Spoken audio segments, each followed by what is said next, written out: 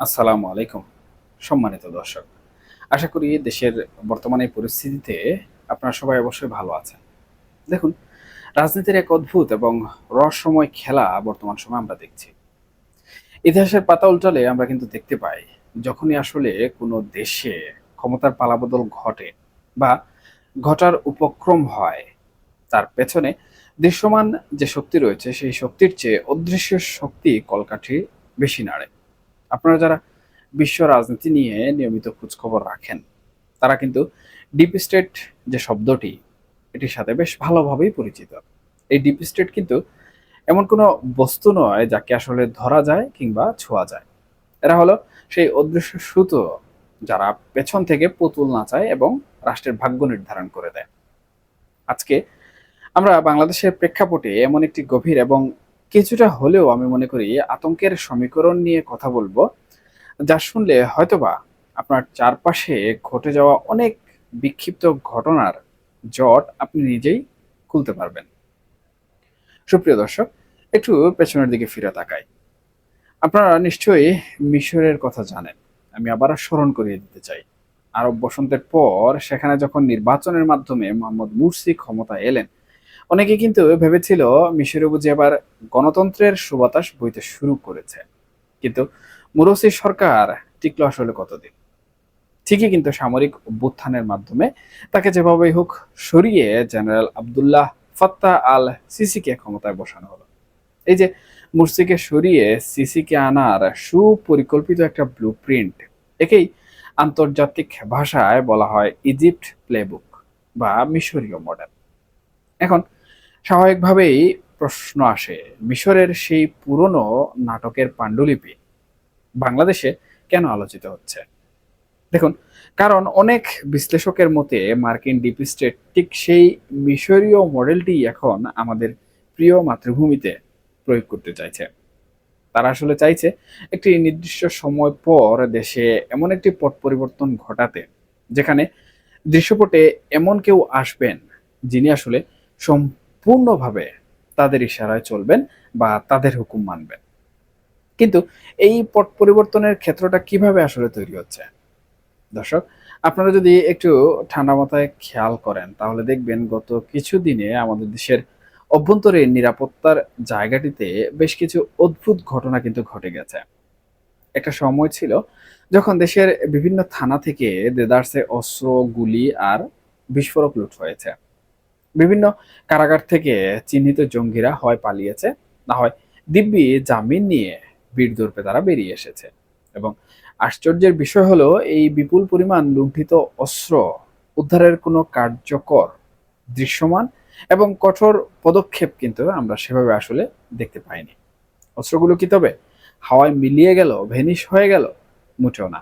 এই অস্ত্রগুলো এমন সব শক্তির হাতে রয়ে গেছে, যারা সঠিক সুযোগের অপেক্ষায় বর্তমান সময়ে উৎপেতে আছে। আপনারা হয়তো শুনে থাকবেন কোনো কোনো মহল থেকে, বিশেষ করে যারা একসময় রাষ্ট্রের অনেক গুরুত্বপূর্ণ দায়িত্বে ছিলেন, তাদের মুখ থেকে যুবকদেরকে কিন্তু শারীরিক প্রশিক্ষণের পাশাপাশি আগ্নেয়াস্ত্রের প্রশিক্ষণ দেওয়ার কথাও কিন্তু বেশ জোরে সুরে উচ্চারিত হয়েছিল। দেখুন, ন্যাশনাল সিটিজেন পার্টি বা এনসিপি এর মতো কিছু সংগঠনের নামও এখন বিভিন্ন উগ্রবাদী তৎপরতার সাথে কিন্তু জড়িয়ে যাচ্ছে। গণমাধ্যমে তাদের নাম উঠে আসছে। এই যে একটা সশস্ত্র প্রস্তুতির আভাস এবং উগ্রবাদের নীরব আস্ফালন, এটি কিন্তু কোনো স্বাভাবিক যে গণতান্ত্রিক প্রক্রিয়া বা রাজনীতি, তার লক্ষণ নয়। এটি কিন্তু এক ভয়াবহ অশনির সংকেত বলা যেতে পারে। দর্শক, এবার আসি বর্তমান রাজনৈতিক প্রেক্ষাপটে। বিএনপি দীর্ঘ সংগ্রামের পর এই জায়গায় এসেছে, এটা সবাই জানে। বিপুল জনসমর্থনও তাদের পক্ষে রয়েছে, এটাও কিন্তু আমরা সবাই জানি। কিন্তু তারা কি আদৌ বর্তমান সময়ে বুঝতে পারছে যে তাদের চারপাশে এমন এক নিপুণ এবং অদৃশ্য কিছু ফাঁদ পাতা হচ্ছে? মার্কিন ডিপ স্টেট, কিছু নব্যসৃষ্ট রাজনৈতিক দল এবং জামাতে ইসলামের মতো শক্তিগুলোর মধ্যে যে এক অদ্ভুত নীরব বোঝাপড়া চলছে, তা কিন্তু সচেতন যে রাজনৈতিক বিশ্লেষকরা রয়েছেন তাদের নজর কিন্তু কোনোভাবে এড়িয়ে যাচ্ছে না।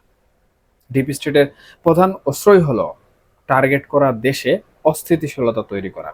আর এর জন্য জঙ্গিবাদ বা উগ্রবাদের জুজু ব্যবহার করাটা তাদের পুরনো এবং বলা চলে পরীক্ষিত অভ্যাস। বিএনপিকে এখন এই জায়গাটিতে অত্যন্ত সতর্ক হতে হবে।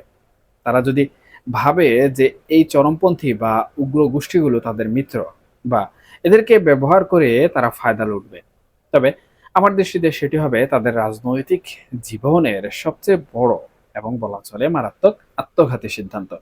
বিএনপিকে এখনই অত্যন্ত কঠোর হাতে এই যে উগ্রবাদ সৃষ্টি হচ্ছে এটাকে দমন করতে হবে।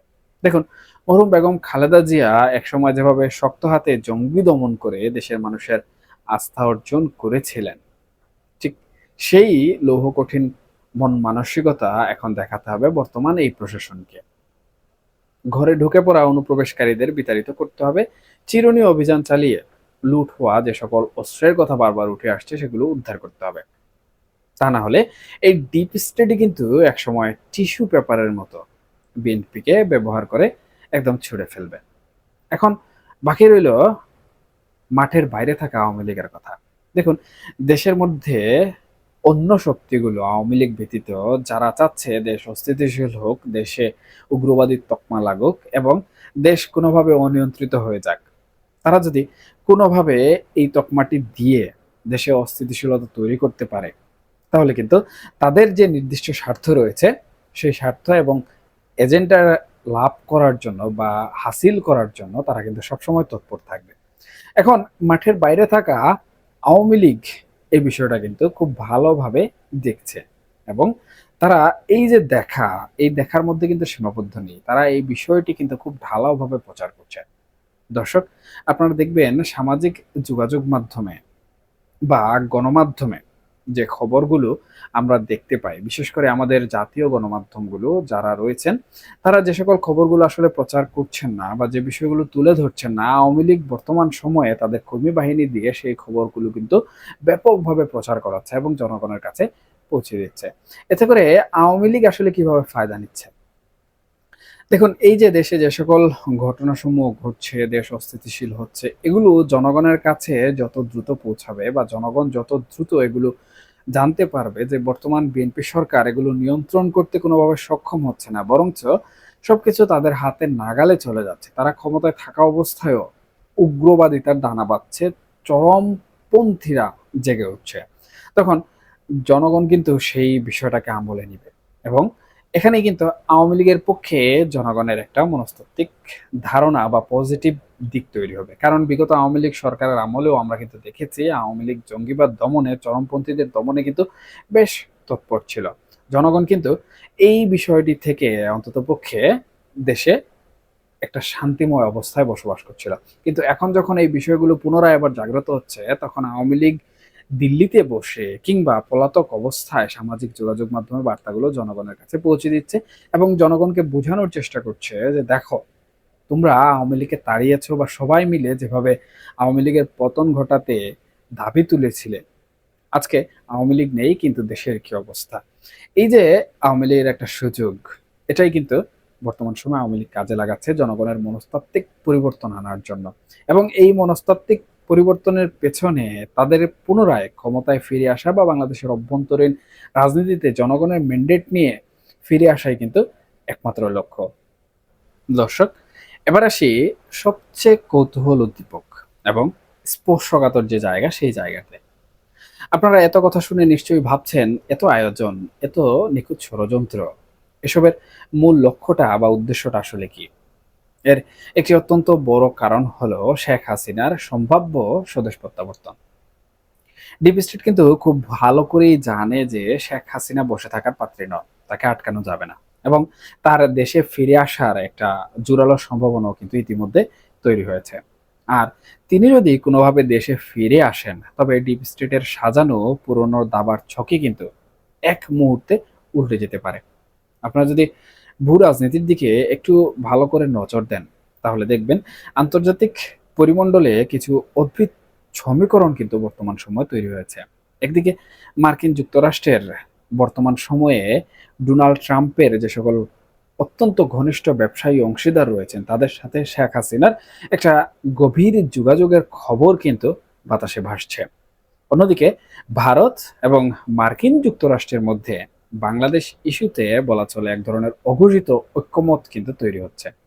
একটা সময় আমরা কিন্তু দেখতাম ভারত এবং আমেরিকার মধ্যে এক ধরনের স্নায়ুযুদ্ধ কিংবা টানাপোড়েন। কিন্তু এখন আসলে মনে হচ্ছে তারা চীনকে ঠেকাতে বা নিজেদের স্বার্থে একই সমান্তরাল হাঁটছে। ভারতের রাষ্ট্রদূত এবং মার্কিন প্রভাবশালীদের একই সুরে কথা বলা বা টুইট করা কিন্তু নেহায়েত কোনো কাকতালীয় ঘটনা নয়। এর পিছনে অবশ্যই পর্দার আড়ালের একটি বড় পরিকল্পনা রয়েছে। এই যে দেশে হঠাৎ করে আবার জঙ্গি ইস্যু মাথাচাড়া দিয়ে উঠছে, বিভিন্ন জায়গায় উগ্রবাদের আলামত পাওয়া যাচ্ছে, এর পেছনের মূল কারণটাই হয়তো শেখ হাসিনার ফিরে আসাকে যেভাবেই হোক বিলম্বিত করা। দেশে একটি অস্থির পরিস্থিতি তৈরি করে নিরাপত্তার বিষয়টাকে ধোঁয়াশা করে ডিপ স্টেট চাইছে সময় ক্ষেপণ করতে। তারা আসলে চাইছে শেখ হাসিনা দেশে ফেরার অনেক আগেই তাদের সেই মিশরীয় মডেলটি বা রিজিম চেঞ্জ পুরোপুরি বাস্তবায়ন করে ফেলতে, যাতে তিনি ফিরে এসে দেখতে পান পুরো সিস্টেমটাই ডিপ স্টেটের এক কথায় বলা চলে হাতের মুঠোয় চলে গেছে। তখন আর তার কিন্তু কিছু করার থাকবে না। সুপ্রিয় দর্শক, রাজনীতিতে যা আসলে দেখা যায় তা সবসময় কিন্তু সত্য নয়। আর যা ধ্রুব সত্য তা সচরাচর খালি চোখে কিন্তু দেখা যায় না। আমাদের দেশের আকাশে এখন যে ঘন কালো মেঘ জমছে, আমি বলবো তা কেবল সাধারণ কোনো রাজনৈতিক পালাবদলের মেঘ নয়। এটি একটি গভীর এবং সুদূর প্রসারী আন্তর্জাতিক ষড়যন্ত্রের মেঘ। যারা এখন ক্ষমতার কেন্দ্রে আছেন বা যারা আগামীতে ক্ষমতায় যাওয়ার জন্য বর্তমান সময়ে রাজনীতির মাঠে আছেন, তাদের সবাইকে এই যে ভূ রাজনৈতিক সমীকরণ রয়েছে, এই ভূ রাজনৈতিক সমীকরণগুলো অত্যন্ত বিচক্ষণতার সাথে কিন্তু বুঝতে হবে। আবেগ বা হুজুগ দিয়ে নয়, বরং আমি বলবো গভীর রাজনৈতিক প্রজ্ঞা এবং কঠোর সিদ্ধান্ত দিয়ে এই পরিস্থিতি যেভাবেই হোক মোকাবেলা করতে হবে। যজ্ঞবাদ নিয়ে এই নোংরা খেলা বন্ধ না হলে ইতিহাসের পাতায় আমাদের হয়তো চরম মূল্য দিতে হবে। দর্শক, রাষ্ট্রকে বাঁচাতে হলে এখনই সেই শক্ত হাতে হাল ধরার সময় এসেছে। এই মুহূর্তে এখানেই শেষ করছি। আপনারা সবাই ভালো থাকবেন, সুস্থ থাকবেন। দেশের এই ক্রান্তি লগ্নে সচেতন দৃষ্টি রাখবেন। ধন্যবাদ সবাইকে। আল্লাহ হাফেজ।